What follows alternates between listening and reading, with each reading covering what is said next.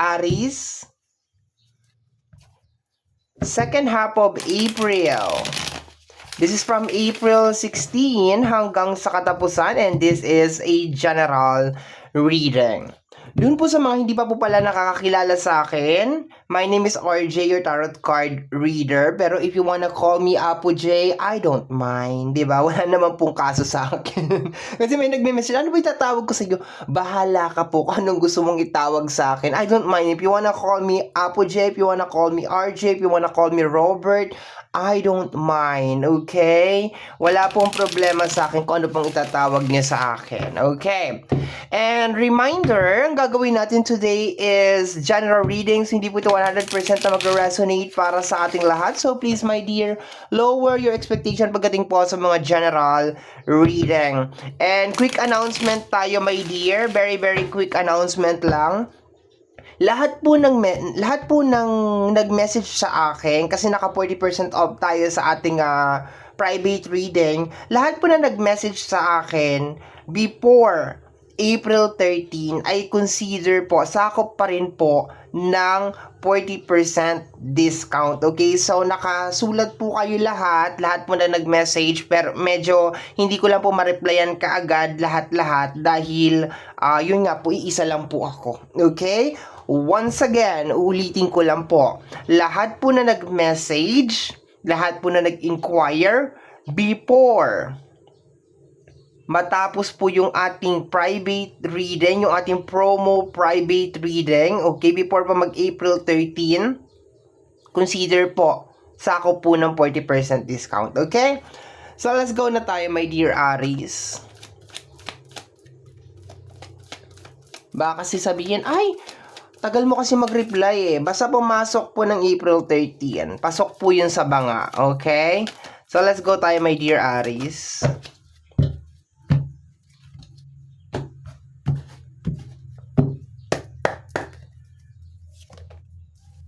Five of Cups, Six of Cups, may nangyayari na something dito na may kinalaman sa nakaraan.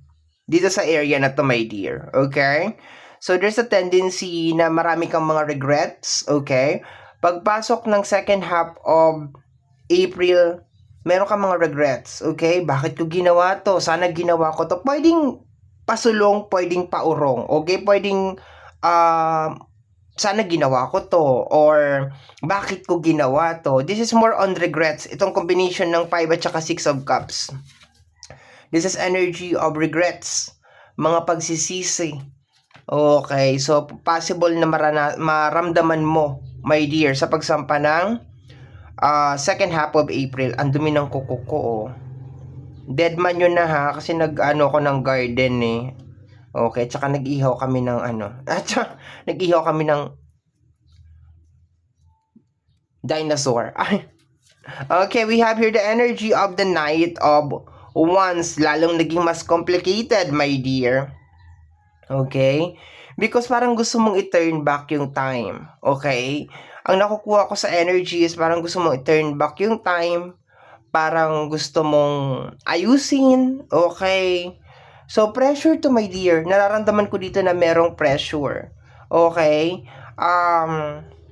Wala na tayong magagawa, my dear Aries. Nangyari na ang nangyari. Just in case naman, my dear, meron ka mga regrets about sana nag-apply ako, sana ginawa ko to, sana sinabi ko. It's never too late, di ba? Habang may buhay, my dear Aries, dire-diretso lang tayo, di ba? Kaya pa yan, go lang, di ba? And kadalasan na nakikita ko sa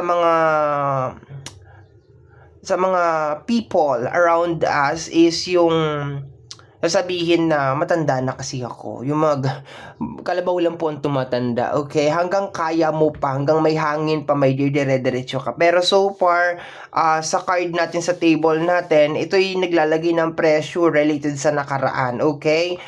Kung sa relationship naman natin siya ipapasok, my dear, possible na may mga pagsisisi connected sa energy ng relationship. No? Sana sinabi ko na mahal ko siya. Sana hindi na lang siya ang minahal ko. Yung mga ganon. Okay? This is more on regrets, my dear. Ang medyo mabigat dito is yung energy ng Knight of Wands kasi parang you want to try na i-fix or ayusin, or for some of you is naghihintay kayo ng clarity. Okay? Naghintay kayo ng clarity. We have here the energy of the Three of Pentacles. Kaya pa ba? Okay, may tutulong ba sa akin? For some of you is like, may tutulong ba sa akin? Okay, kasi ang Three of Pentacles is energy ng collaboration. Okay. So, titingnan natin ha. So, energy mo pa naman to, base card lang to. Okay, titingnan natin kung anong sagot. Okay, anong magiging sagot ng ating mga spirit guide. If magkakaroon ka ba ng clarity, okay lang ba? Although that's my personal opinion, kanina my dear yung sinabi ko na habang may hangin sa katawan mo, go lang, laban lang. Okay, that's my personal opinion. Pero ito yung energy mo kasi medyo ayan medyo may pinagdadaanan ka dito. May mga regrets. Okay, mga pagsisisi sa mga bagay-bagay. Okay, tingnan na natin my dear energy ng second half of April. First card natin is the Three of Swords. Okay, wag mo madaliin my dear. Okay, wag mo madaliin. Okay, hindi nakikipag-cooperate ang second half of April my dear. This is the energy of the Three of Swords. Of course, wala naman, hindi ko naman minamanifest or hindi ko naman intention, my dear, na mag-create ng negative na energy. But, kaya nga, I would like you to actually look at the cards very carefully, my dear. Okay? That is the Five of Cups and the Three of Swords. Okay? So, anong sagot ng second half of April sa Five of Cups, Three of Swords? Okay? So, ibig sabihin, parang, wag mo madaliin. Okay, wag mo madaliin. Just in case, my dear, meron kang mga gustong gawin, wag mo madaliin. Okay? If just in case meron kang mga disappointment, okay, sa relationship, possible na tuloy-tuloy yung nararamdaman mo na bigat, okay, sa second half of April. Pero once again, hindi ko po intensyon at hindi ko po dinadasal na mangyari sa ito. This is for guidance purposes ha. Lilinawin ko lang kasi may mga may mga kontrabida, 'di ba? Sa bagay, hindi naman tayo magiging bida kung walang kontrabida. Okay. Next card is the energy of the Temperance. Balance lang, my dear, okay? Balance lang. Okay? Tingnan mo, Three of Swords in the Temperance. Balance it, okay? Balansehin mo, my dear. Okay? Balance it. Mangyayari din ang mga dapat mangyari. Pero, meron din mga bagay, my dear Aries, na hindi na natin kayang baguhin. Okay? Hindi na talaga, ibig sabihin, nangyari. For example, sa relationship, na broken heart ka, tapos nag-expect ka, my dear, na magbabago yung tao na yon or magiging okay or babalik. Hindi natin talaga 100% nasakop yon. Pero kung ikaw lang, ibig sabihin, kung sa side mo lang, ikaw lang, for example, pagyaman, pagkakaroon ng kung ano man yung gusto mong marating, my dear, sa buhay, pwede. Pero yun nga lang, take it really slow ngayong second half of April. Next card is the Eight of Wands. Okay. Change of direction na nakukuha ko dito. Okay? Find different way. Okay? Parang BDO, diba? We find ways. Okay? So, possible na hindi nag-work yung ganito, pero you need to find ways. Okay? Yan ang isa sa mga ano ko rin, my dear. Isa sa mga practice ko rin bilang isang tarot card reader or bilang isang tao. Okay? Na parang pag hindi nag-work yung isang bagay, definitely meron pang ibang way. Okay? Meron pang pamamaraan. As long as walang involved na ibang tao. Kasi kung merong involved na ibang tao, medyo is going to be very complicated because I need to explain dun sa tao na yon yung, 'di ba, yung way na alam ko. Okay? And there's a like 50-50 possibility, my dear Aries, na maintindihan niya yung bagay na yun. Pero so far dito, my dear, sinasabi nga yung second half of April that you need to find different way, parang mga alternative option, okay? Parang ang nakukuha ko dito, my dear Aries, is hindi mo pwedeng i-push yung isang bagay nang parehas pa rin yung nagiging routine, okay? Parang kung ano yung strategy mo, kung yung kunyari ginagawa mo to, tapos for example, habang ginagawa mo to ay tumatayo ka ng isang paa, okay? Like madalas kong ginagawa yan pag pag ako'y naghuhugas ng plato, okay? Like yung isang paa ko is nakataas, okay? No, baka this time kailangan dalawang paa mo na yung gamitin mo, okay? It's more on parang different strategy, okay? It's really it will help, my dear Aries, if you will add some different something, different touch doon sa ginagawa mo. We have here the energy of the Ten of Pentacles, okay? So, possible na problem talaga na may kinalaman sa usapin ng pinansyal. Once again, mangyayari to. Okay, mangyayari to. Yun nga lang, kailangan mag-create tayo ng panibagong ways. Okay, panibagong pamamaraan, my dear Aries, kung paano mangyayari to.